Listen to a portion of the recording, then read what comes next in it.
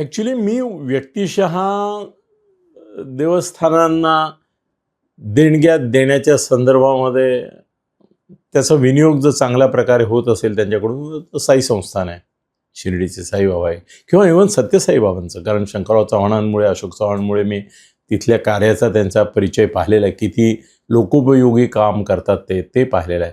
त्यामुळे तिथे आपण देणगी दिली पाहिजे. आणि ती देवाला म्हणून देत असलो तरी ती आपल्यालाही माहिती की देव काही त्याचं हे करत नाही, सेवन करत नाही किंवा उपभोग घेत नाही. ते लोकांच्या कार्याला जातं.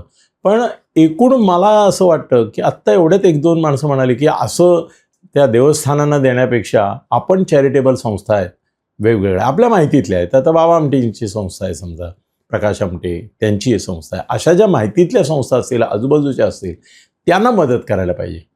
मला असं वाटतं की देवस्थानांना करू नका तुम्ही तुमच्या आजूबाजूच्या चॅरिटेबल संस्थांना द्या. पण मनातला हा चॅरिटीचा कोपरा बुजवून टाकू नका.